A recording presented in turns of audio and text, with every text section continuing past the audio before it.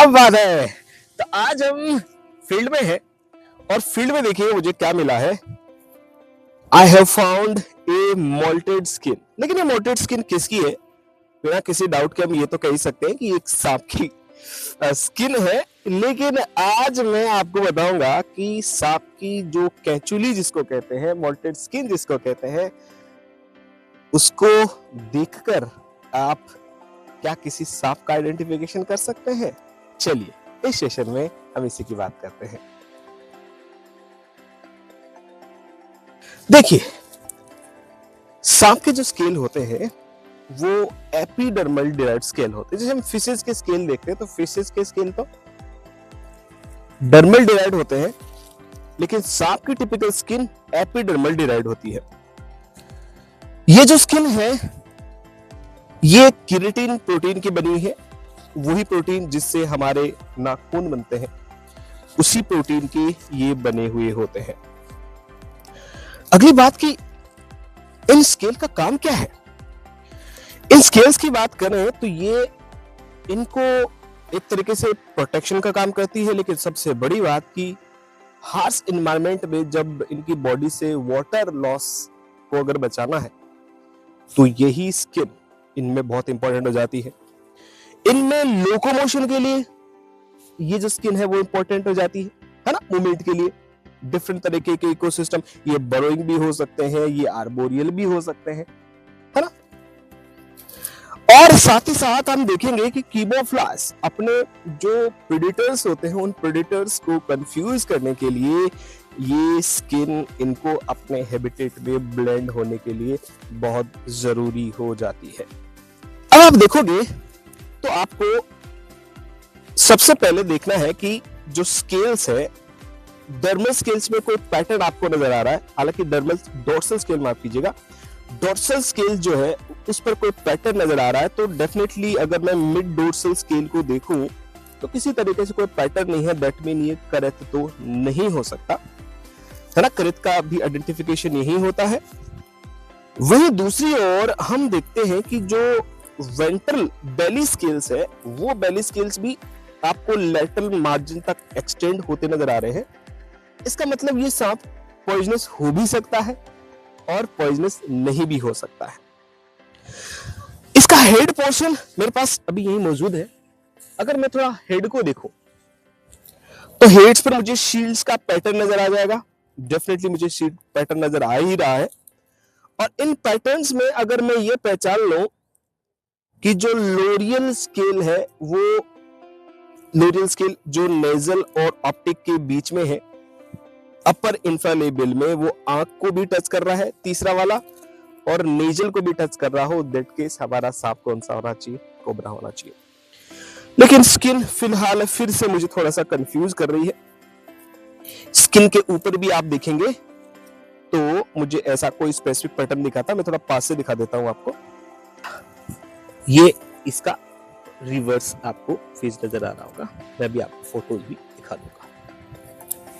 तो यहां से थोड़ा सा मुझे आइडिया जरूर लग रहा है कि ये कोबरा हो सकता है। लेकिन अगर मैं थोड़ा सा नेचर में जाऊं और आपको एक होलिस्टिक तरीका बताऊं जिससे हम स्केल को देखकर भी पहचान सकते हैं कि हमारा सांप कौन सा है। तो सांपों की बात आई, स्केल्स की बात आई, तो मैं बता देता हूं कि वर्ल्ड वाइड जो सांप होते हैं उनमें चार डिफरेंट तरीके के स्केल्स पाए जाते हैं। इन स्केल्स का पैटर्न आप देखोगे तो सांप को आइडेंटिफाई करने में भी उतना ही मदद करता है और उनको अपने हैबिटेट में ब्लेंड होने में भी उतनी मदद करेगा और अडेप्टेशन भी प्रोवाइड करेगा। तो जनरली आप देखोगे तो चार तरीके के पैटर्न हमें सांपों में नजर आते हैं स्केल्स को लेकर। एक होते बिल्कुल स्मूथ स्केल्स कि जहां एक स्केल एंड होता है, दूसरा स्केल स्टार्ट हो जाता है, जैसे आप यहां देख पा रहे हो। बहुत सिंपली एक स्केल दूसरे स्केल को ओवरलैप नहीं कर रहा है, दैट मीन ये स्मूथ स्केल होगी। और ये जो स्मूथ स्केल है, ये स्मूथ स्केल पहचान करते हैं हमारे पास उन स्नेक्स की जो टिपिकल आपको लैंड एडेप्टेशन वाले मिल जाएंगे। इनमें ये जो अडेप्टेशन है जनरली आप देखोगे तो आपको इलेपिड स्नेक्स में नजर आ जाएगी, जैसे कोबरा, डेफिनेटली कोबरा हो सकता है हमारे पास, क्रेथ हो सकते हैं, क्रेथ में भी आपको ऐसा ही पैटर्न देखने को मिल सकता है। साथ ही साथ हमारे पास और सांपों में देखें तो किंग कोबरा भी इसी कैटेगरी में हम इनको रख सकते हैं। तो पहला जो स्केल होता है वो बिल्कुल स्मूथ स्केल होता है और इनमें किसी भी तरीके की ओवरलैपिंग नहीं होती है। तो बहुत ही स्लाइमी अपीयरेंस, बहुत ही फास्ट मूवमेंट आपको इनको देखते हो।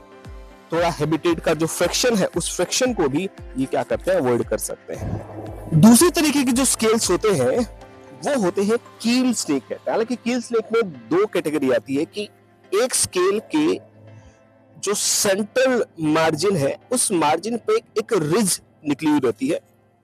वो रिज थोड़ी सी प्रोमिनेंट नजर आ सकती है, खासकर वाइपर्स में जो कि ड्राई कंडीशंस में रहते हैं और अपने ऑब्जेक्ट को, या फिर मैं कहता हूं कि जो फ्रिक्शन है उसको और ज्यादा रिजिड करने के लिए उनमें वो जरूरत पड़ती है।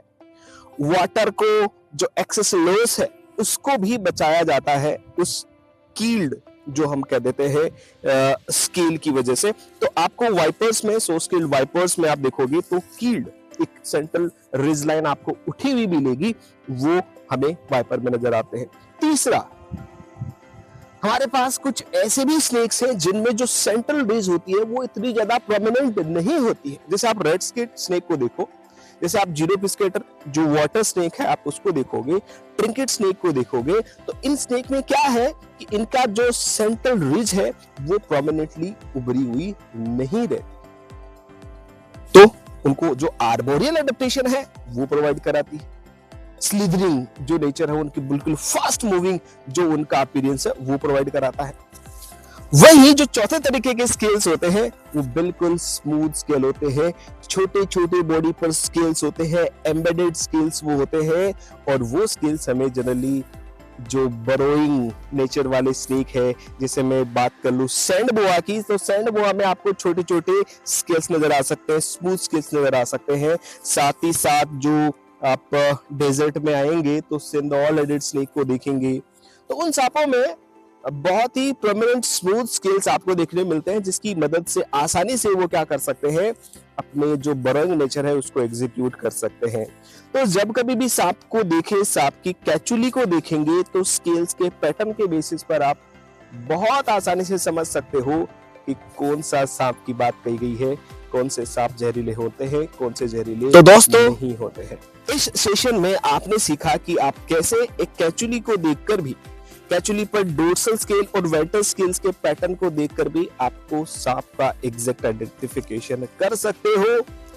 नेचर में जिंदा सांप मिले तो भी आप एक सिंपल फोटोग्राफ को खींच क्लिक करके एक्सपर्ट्स को भेजकर ये पता लगा सकते हैं कि ये सांप जहरीला है या जहरीला नहीं होता है।